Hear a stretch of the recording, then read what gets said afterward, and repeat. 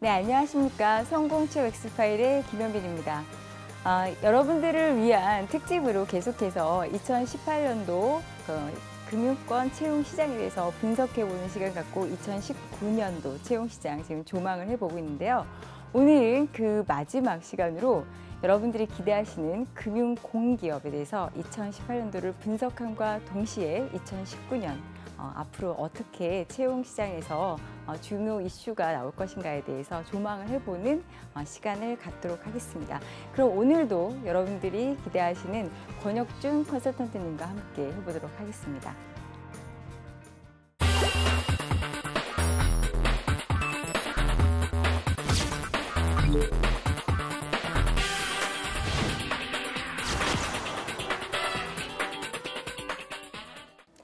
자, 지난번에 말씀드렸듯이 이번에도 또 권혁준 컨설턴트님 모셔서 우리 이번에는 마지막 시간으로 금융공기업 2018년도 분석함과 동시에 2019년 조망해보는 시간을 갖도록 하겠습니다.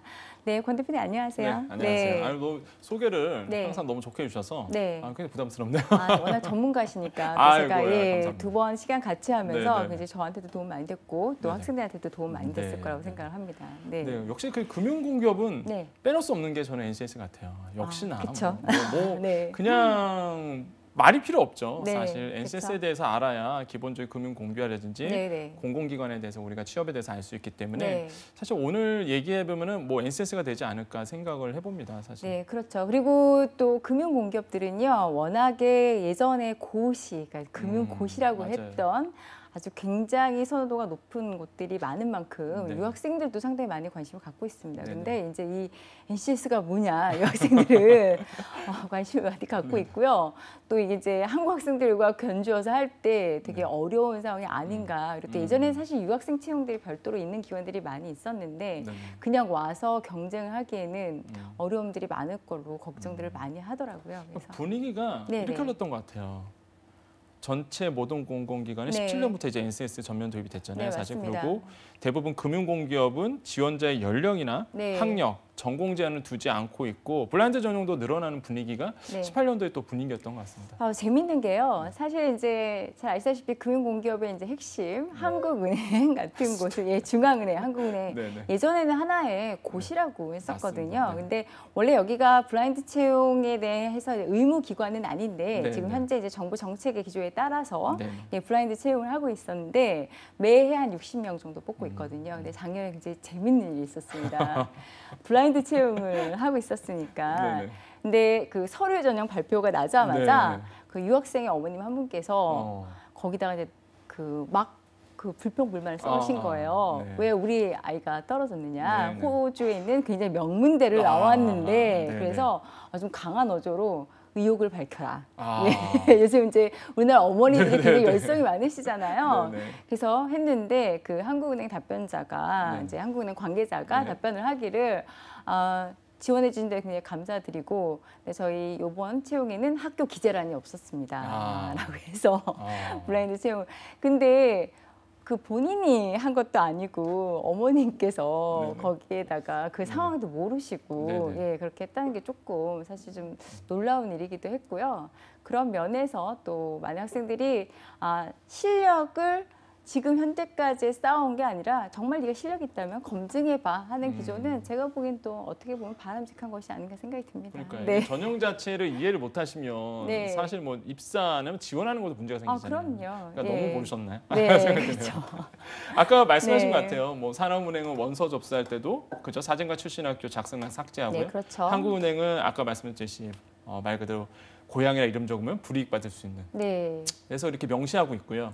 영어 성적에 대한 비중도 갈수록 줄어드는 추세인 것 같습니다. 뭐 금강 같은 경우에는 토익 730점 이상이면 동일한 가산점을 부여받고 있고요. 무엇보다 한국은행은 이런 어떤 전문 자격증, 변호사나 이제 공인회계사에 대한 우대 항목을 이제 삭제하고 있는 과정. 이런 부분이 좀 특징적인 것 같아요. 사실 이제는 전문 자격증 인력들은 이제 별도로 뽑는 경우들이 많고요. 이제 은행도 그렇고 증권사도 그렇고 이제 그들 이제 자체적으로 경쟁하게 한 경우가 많고요. 그리고 왜냐면 또 직무 자체가 아예 다르거든요. 맞습니다. 예전에 이제 무조건 공채로 들어오면은 전반적인 업무를 다 했다가 한 번씩 이렇게 순환 근무라는 것이 있었는데 요즘에는 아예 이제 본인이 맞는 직무로 해서 스스로 검증을 다 한 다음에 다음에 들어와서 나중에 저 이거 안 맞는데요라는 불평 불만을 아예 없애도록 하는 게 요즘 채용에 있어서 중요한 부분이 아닐까 싶습니다. 그게 이제 NCS의 장점인 것 같아요. 그렇죠. 직무 능력, 그러니까 직무에 맞는 사람을 처음부터 이제 뽑기 때문에 이런 게 정말로 금융 공급에서 원하는 NCS를 통해서 원하는 어떤 방향성이거든요. 그렇죠. 그러니까 NCS는 결국은 본인이 가고 싶은 곳에 대해서 일찌감치 방향성을 갖고 준비하기 때문에 단순히 시험만 잘 보는 인력은 뽑지 않겠다. 진짜 와서 이 업무에 대한 관심을 갖고 또 관심이 있어야지 우리가 스스로 발전할 수 있는 거니까요. 맞습니다. 그런 기조에 맞추는 거는 어느 정도는 바람직하다고 보여집니다. 그래서 19년도 이제 NCS 취업 전략을 볼 필요가 있겠는데 역시 뭐 스펙을 원하는 게 아니죠. 그렇죠. 말씀하신 것처럼 직무에 맞는 능력을 원하는 거고요. 단순 암기식 지식보다는 이제 관련 경험을 토대로 준비해야 되는데 학교 생활 경험 쓰라 그러면은 뭐가 있을까 물어봐요. 또 처음 준비하신 분들은 뭐 기본적으로 뭐 팀 프로젝트, 연구회, 교과목 수강, 그다음에 동아리 활동 등도 다 포함될 수 있고요. 또한 대외 활동 경험은 뭐 인턴이라든지 공모전, 뭐 아르바이트도 충분히 가능하죠. 그래서 우리가 학교 생활 경험, 대외 활동 경험 이렇게 좀 구분할 수 있겠고 역시나 뭐 장점 부각해야 됐지만 단점 적을 시에 어떻게 극복했는지도 동일하게 적어주시는 게 좋고요. 근데 이제 그 한국은행도 그렇고요. 금감원도 그렇고 이제 뽑는 곳들 자체가 아예 그 뽑는 거에 대한 직무를 정확하게 뭐 통계, 경제, 법무 해가지고 정확히 구분을 해서 그렇죠. 뽑고 있고요. 여기서 이제 한 가지 얘기하고 싶은 거는 단점보다 이제 장점이 부각되게 하는 거 되게 중요하긴 한데 제가 보니까 요즘에 이제 그 팀 과제, 그런 거를 쓰게 많이 하잖아요. 경력이나 경험들을 많이 쓰게 하는데. 우리나라 대학생들은 대부분 본인이 다 리더만 하더라고요. 저도 오늘 그 얘기 많이 해요, 학생들한테. 어떻게 이렇게 다들 팀 수장들만 하는지. 근데 그거보다도 기업에서는 리더가 있으면 사실은 이제 보조한 역할, 그다음에 중간자 역할 다 중요하거든요. 그래서 원래 우리가 오케스트라도 그 각자의 역할이 중요한 것처럼 본인의 그 위치에서 어떻게 노력한 걸 쓰면 되는데 다 리더십만 강조하는 건 좀 바람직하지 않다는 생각이 보통 듭니다. SS 경험 기술서 보면 그런 얘기 있잖아요. 어떻게 그 위기를 극복했고 아니면 조직에서 어떻게 수능됐는지 이런 부분도 보여준다면 오히려 그 리더보다 저도 똑같은 이야기거든요. 사실 학생들 만나보면 팀 프로젝트를 하든 아니면 조직을 만들든 대부분 그 리더에 대한 부분을 되게 강조하는데 제가 보기에는 오히려 그 조직원으로서의 어떤 위기 관리 능력이라든지 팀원과 어떻게 화합했는지 이런 부분이 오히려 나를 더 돋보이게 하지 않을까라는 생각을 해보거든요. 그런 것도 굉장히 조금 눈여겨보아야 될 부분 같고 기본적으로 직무 선택, 기업 분석 및 직무 선택을 했을 때 먼저 방향 선택하는 게 중요한 것 같아요. 그렇죠. 방향이 안 되어 있으면 준비할 수 있는 게 없습니다. 맞습니다. 그다음에 계획 수립하고요. 기업 분석, 그렇게 우리가 강조하고 있는 기업 분석, 그다음에 직무 분석 들어가고 스토리 개발하는 이런 어떤 단계로 가면 기본적으로 NCS의 어떤 준비가 되지 않을까. 또 채용 프로세스는 역시나 그 NCS 기반 서류 준비하고 필기 전형 준비하고 면접 준비하는 건데 채용 공고 확인하는 게 굉장히 중요한 것 같아요. 직무 기술서. 그러니까 이제 우리가 NCS 그 지원서가 좀 다른 그 입사 지원서하고 좀 차이가 있잖아요. 그래서 본인이 어떠한 직무 쪽으로 하면 거기에 관련돼서 들었던 과목, 전공 자체가 중요한 게 아니라 전공 중에서도 우리가 경영학도 재무 파트 있고 인사 파트 있고 마케팅 있듯이 관련 과목들을 어떻게 중요하게 생각하고 또 이제 그만큼 노력을 했느냐 그런 부분에서 검증을 하기 때문에 여러분들 뭐 K무크라든가 여러 가지 학점제라든가 그런 것들 이용하셔가지고 관심 있는 거에 대해서 열심히 준비하셨다는 걸 보여주시는 게 좋을 것 같습니다. 그리고 입사 지원서에는 뭐 인적 교육, 자격, 경력 충분히 나오고요. 그다음에 경력 및 경험 기술서, 자기소개 이런 순서들이 이제 가기 때문에 기본적으로 조금 프로세스를 좀 잘 이해를 하고 NCS에 접근하시는 게 좋다라고 말씀드리겠고요. 역시 채용 공고문에는 아까 말씀하셨듯이 구체화되어 있잖아요, 사실. 채용 공고문에 보면은 내가 가야 할 직무에 대해서 기본적으로 선택할 수 있기 때문에 그렇게 선택될 수 있다는 얘기는 다시 얘기하면 이러한 직무가 있으니 맞지는 않으면 아예 처음부터 접근하지 말라는 뜻도 될 수 있잖아요. 그러니까 그거를 오해를 많이 하실 분들이 계신 것 같아요. 어떤 분이냐면 나는 이젠 접근도 못하냐. 난 비공전자인데 비전공자인데 NCS로 가면은 난 아예 뭐 접근부터 못하냐. 그런 건 아니고요. 직무에 어느 정도 나의 관련성이 있느냐거든요. 왜냐하면 오셔서 실패하다 보니까. 그래서 직무 분석이 먼저 돼야 된다. 그래서 채용 공고문을 보면 이런 얘기가 다 있습니다. 공고문이 가장 중요한 것 같고 분석을 하셔라라고 말씀을 드리겠고요. 특히 뭐 직무 설명 자료, 직무 기술서 보면은 필요한 지식, 기술, 태도, 우리가 KSA라고 그러잖아요. 네, 그렇죠. 이거 나오기 때문에 이거 보고서 우리가 선택할 수 있거든요. 네. 아, 이게 나랑 맞겠다. 필요한 굉장히 상세하게 나와 있죠. 네, 예. 필요한 지식들이 충분히 네, 나오기 때문에 이런 네. 부분도 굉장히 좀 눈여겨봐야 되겠다라고 말씀을 드리죠. 그리고 이제 제가 학생들하고 얘기할 때 답답한 부분은 그 비전공자, 전공에 대해서 굉장히 악착같이 집착을 하시는 것 같아요. 그래서 예를 들면 본인의 전공을 다 무시하고 넘어가는데 저는 그만큼 본인의 전공을 공부했다는 건 본인의 장점이거든요. 맞습니다. 그리고 기업이라는 것은 공기업도 마찬가지지만 그 하나만 전공한 사람들 다 뽑을 수가 없고 맞습니다. 여러 분야에서 뽑는 건 다양하게 보기 위한 건데 왜 이쪽에서 뭐 재무직무라든가 뭘 뽑는다고 해서 본인이 전공했던 거는 다 그냥 다 버리고 그쪽만 강조하는 것은 옳지 않다는 생각이 있고요. 오히려 본인에 의해서 차별화시킬 수 있는 거는 본인 전공한 거에 대해서 좀 더 강하게 어필할 수 있는 것들이 장점이 아닌가 싶습니다. 우리 취준생분들이 정말로 잘 들어야 될 부분인 것 같습니다. 네네. 그다음에 채용 공고문 확인하고요. 네. 그다음 또 볼 게 이제 입사지원서 쓰는 건데 네. 역시나 뭐 인적상, 교육상, 자격상, 경력상으로 또 나눠지잖아요. 네, 그래서 여기서 그렇죠. 굉장히 중요한 게 또 자격상도 중요하겠지만 제가 보기에는 뭐 경력상도 굉장히 간결하게 조금 얘기해야 되지 않나. 네. 그래서 보면은 경험과 경력에 대해서 이제 차별점은 있잖아요. 네. 사실 경험은 역시나 금전적 보수를 받지 않고 있는. 그쵸. 그래 이런 걸 우리가 경험이라 얘기하고 경력이라는 것은 금전적 보수를 받고선 고정적으로 네. 일한 거. 네. 이런 걸 우리가 경력이라고 보는데 네. 경험과 경력을 자꾸 헷갈려 하셔서 네. 이게 엉뚱한 얘기를 하시는 분들이 꽤나 있습니다. 그래서 네. 우리가 이 방송을 보신다면은 경력과 경험에 대한 구분점. 그래서 내가 이야기를 할 때 경험이 뭐고 경력이 무엇인지에 대해서 정확하게 밝혀주는 게 굉장히 좋은 될 것 그러니까 같아요. 사실 이제 우리가 자기소개서의 중요성이 점점 부각되고 있는 거는 우리가 의사소통 능력에서 보면 제일 먼저가 문서 이해, 문서 작성 능력이잖아요. 네네. 사실 그만큼 기업에서는 문서로 왔다 갔다 하는 게 의사소통에서 굉장히 중요한 부분이고 가장 핵심적인 부분인데 네네. 우리가 그 포브스 증거에 나온 거 보면은 성공을 가로막는 중요한 것 중에서 제 1위가 맞춤법 실수래요. 네, 맞아요. 그래서 글쓰기 능력이 네. 의외로 영향이 돼 있는데 우리가 말하는 글쓰기 능력이라는 거는 여러분들이 작가처럼 소설을 쓰는 그런 능력이 아니라 진짜 전달하고자 하는 것을 간결하게 쓸 수 있는 능력들을 말하는 거기 때문에 사실 자기소개서가 처음 검증이 되는 부분이잖아요. 네, 그런 부분에서 기업에서 요즘 점점 이렇게 자기소개서의 중요성이 부각되고 있는 게 아닌가 싶습니다. 네. 한 가지 또 말씀 듣고 나니까 근데 기본적인 것은 좀 준비가 될 것 같아요. 네. 맞춤법 말씀하셨는데 네, 맞습니다. 아니 맞춤법 틀리시면 안 됩니다, 여러분. 아니 네. 너무 당연한 얘기임에도 불구하고 네. 제가 너무 당연한 얘기임에도 불구하고 그 당연함을 안 지키시는 분들이 꽤나 있으셔서 맞춤법 틀리면 사실 면접 입장이나 그 서류를 보는 입장에서는 글쎄 정성, 이게 어떻게 내가 이 최선사에 대해서 이해를 해야 될지 모르겠더라고요. 그러니까 그 사람에 대한 이미지가 왜 그 우리가 예쁜 여자가 미팅에 나가 있는데 그 하얀 치아에 고춧가루가 껴있는 것 같은 느낌을 받는 게 이 철자법이나 그 용어에 대한 틀린 맞습니다. 해석인 것 같아요. 그래서 사실 질문을 저희가 던졌을 때 보면은 그 질문 자체를 이해 못하고 안타까운 게 본인이 준비해 온 거에 거기 무조건 질문하고 맞춰서 얘기하려다 보니까 물어보고자 하는 의도하고 전혀 다른 걸 해가지고 자꾸 지적을 당하는 상황이 있거든요. 그래서 우리가 면접 때 중요한 거는 이 사람이 얼마나 그 질문을 이해를 하고 제대로 대답하는 것도 그것도 하나의 평가 요소이기 때문에 정말 준비해온 것을 답을 외우는 암기를 하는 게 아니라 이해해서 대답하는 연습을 해야 될 것 같습니다. 그러니까 거기에 중심도 그런 것 같아요. 역시나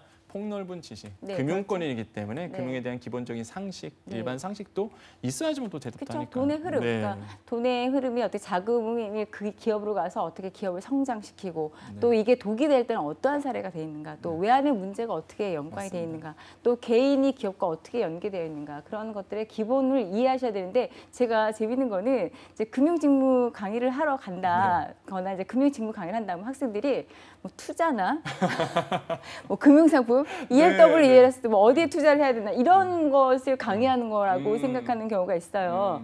물론 그런 것도 중요하겠지만 금융 상품 하나하나 중요하겠지만 금융이 상품이 만들어지는 구조를 이해하는 게 금융권에 진입하는 학생들한테 가장 중요한 거거든요. 원리죠. 네, 그렇죠.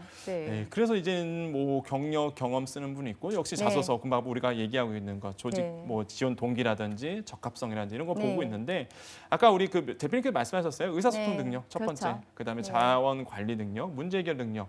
정보 능력 해서 우리가 기본적으로 원하는 정보들이 있습니다. 이게 왜 원하냐면 자신의 생각과 다른 사람을 설득했던 경험이 바로 의사소통 등에서 필요했던 능력이잖아요. 그쵸. 이런 네. 경험들을 쓰는 거잖아요. 네, 근데 맞습니다. 이러한 카테고리 항목이 이미 정해져 있어요, 여러분. 이 카테고리 항목에 맞는 경험을 쓰셔야지 사실 엉뚱한 거를 얘기하거나 거기 아까 말씀하셨듯이 카테고리에 맞지 않는 아무래도 이제는 소양 자체가 부족하다 보니까 껴 맞추려고 하시는 분들이 있어요, 꽤나. 근데 그러지 말고 기본적으로 뭐 자소서를 쓸 때는 기본적으로 그 자소서가 면접 질문으로 가기 때문에 이러한 자소서 쓸 때 이러한 항목에 맞춰서 잘 준비하시는 게 가장 좋겠다 해서 우리 여러분 이번 관련 경험들 잘 익혀두시고 이거에 맞춰서 좀 자소서를 쓴다면 좋은 어떤 전략이 되지 않을까 생각을 해보거든요. 근데 이제 가끔은 안타까운 거는 학생들이 그래요. 요즘 그 강조되고 있는 창의성은 없잖아요. 하고 얘기를 하거든요. 근데 여기 보시면 문제 해결 능력에 해결하기 어렵던 문제를 창의적 사고를 통해 개선한 경험이라고 나와 있고요.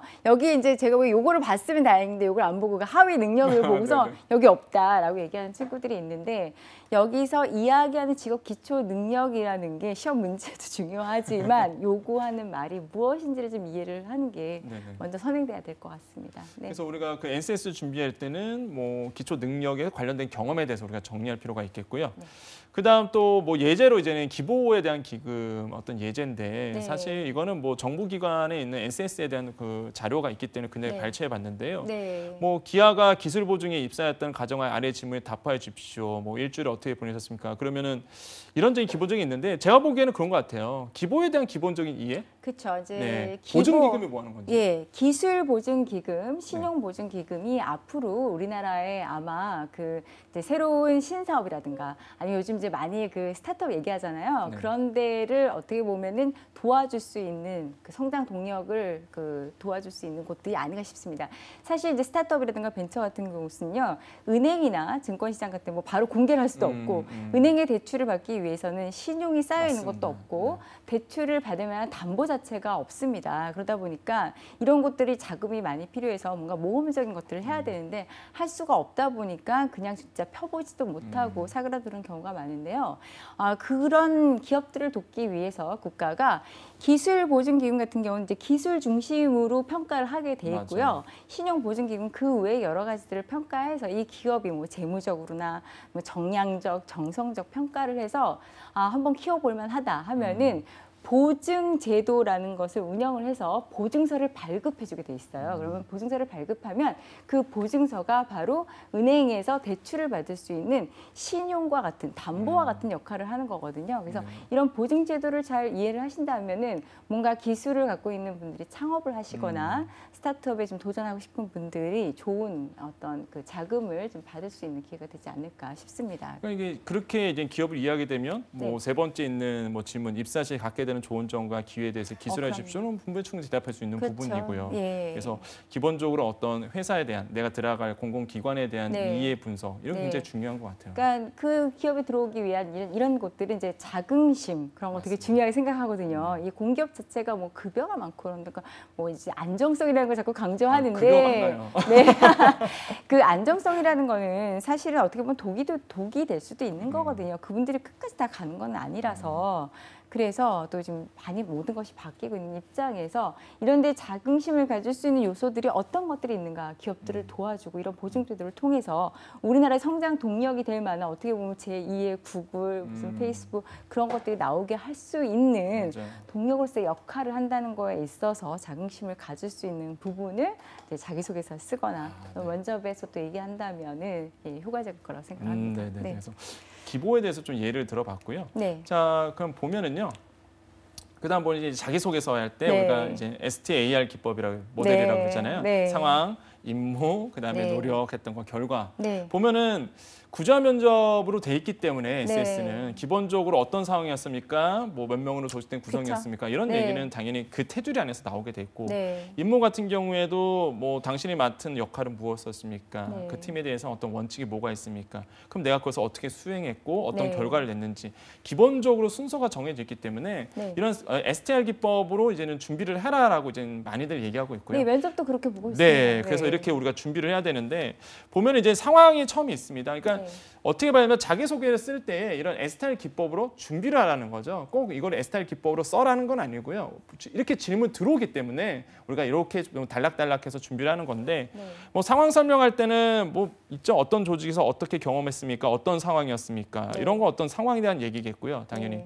그다음에 자소서를 쓸 때는 또 어떤 지켜야 될 임무, 그다음에 내가 어떤 역할, 어떤 롤로서 그 조직에 충실했는지, 어떤 과제가 주어졌는지 이런 거를 이제 우리가 고민해서 자기소개 쓰게 되는 거고요.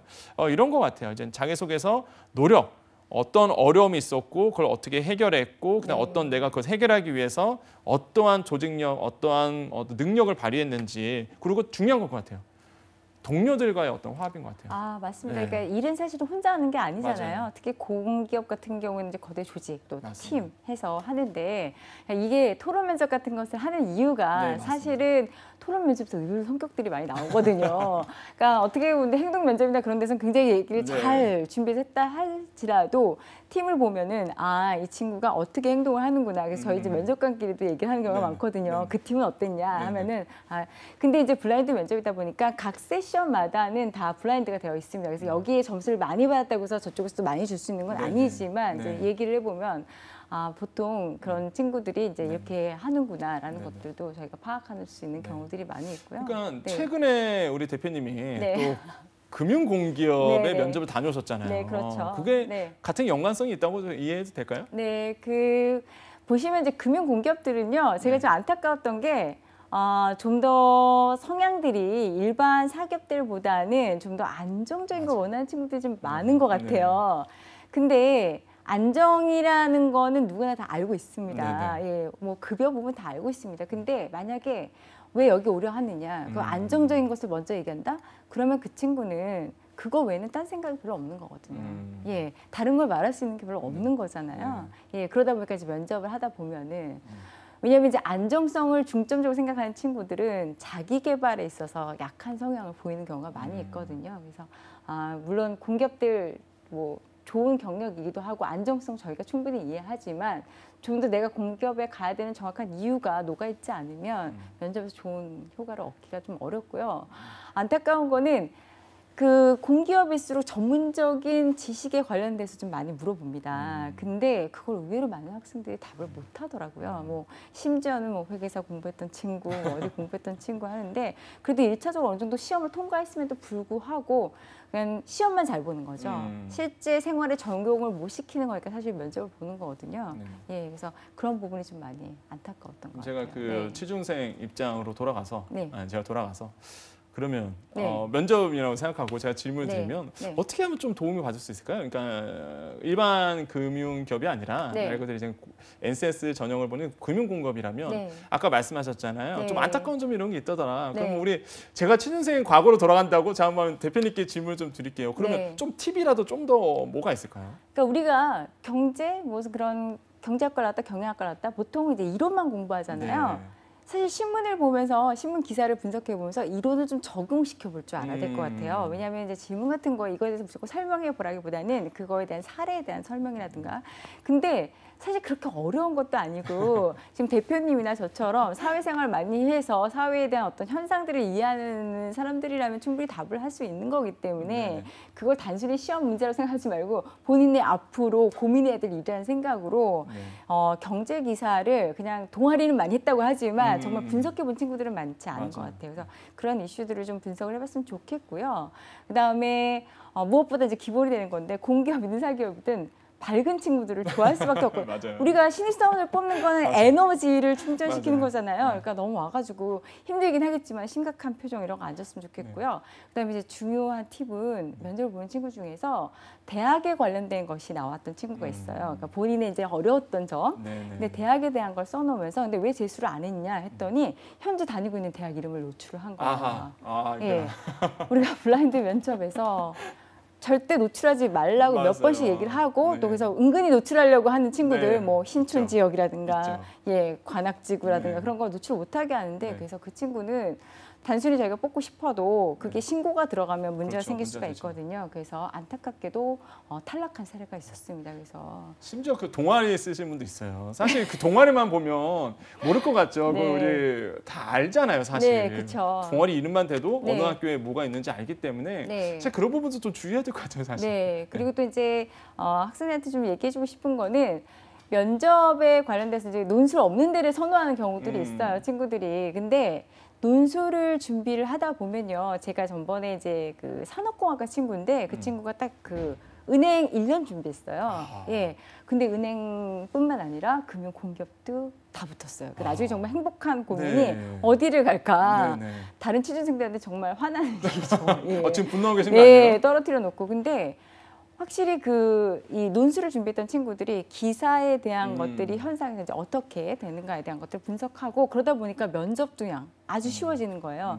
그것을 이제 표현을 하면 되니까. 네. 근데 면접은 단순한 스피치가 아니잖아요. 맞습니다. 예. 컨텐츠 내용이거든요. 그래서 물론 뭐 자세나 그런 거 중요하지만 정확하게 내용을 답변을 해야 되는데 그냥 예쁘게 웃고 미소만 짓는다고 되는 건 아니라서 맞습니다. 그런 좀 어렵더라도 논술이라든가 그런 것들을 좀 준비해 보시면 오히려 더 쉽게 취업을 하실 수 있는 많은 기회가 있지 않을까 그런 생각이 들었습니다. 네. 자, 그러면 2019년도 NCS 이제는 취업 전략 팁들을 좀 말씀드리면 역시나 지원 기업을 정하는 게 네, 정말 기본인 것 같습니다. 그래서 먼저 목표 기업을 정하고 나서 직무 분석이 들어가는 어떤 그런 기본적인 어떤 자세가 돼야 되겠고요. 두 번째로는 역시 일정을 확인하는 부분이 있는 것 같아요. 네, 그래서 필수죠. 예, 네. 보통 공기업 같은 경우에는 한두 차례 이제 공개 채용을 진행하기 때문에 네. 1년치가 나오잖아요. 그래서 금융공기업 같은 경우에는 18년도 사례를 보면 3월, 8월, 9월에 좀 집중됐었고요. 네. 인턴 같은 경우에는 뭐 대등 없었죠. 그냥 2월, 3월, 4월, 네, 8월, 채용형 9월 좀. 인턴이 있기 때문에 사실 인턴 꼼꼼하게 살펴봐야 됩니다. 네. 그래서 이렇게 좀 분산이 되었었어요. 그래서 19년도도 비슷하게 흐르지 않을까라는 생각, 당연히 그렇게 흐를 거라고 보여지고요. 세 번째로는 역시 필기시험 계획표를 좀 작성한 건데 이런 팁들이 있죠. 기본적으로 큰 불로 잡고 디테일하게 쪼개지는 어떤 공부 전략이 사실 금융공기업은 오래 걸리잖아요. 사실 다른 그렇죠. 어떤 공기업보다. 그러다 보니까 여러분들께서 이렇게 좀 준비를 차곡차곡 체계적으로 좀 하셨으면 좋겠다는 생각을 해봅니다. 네.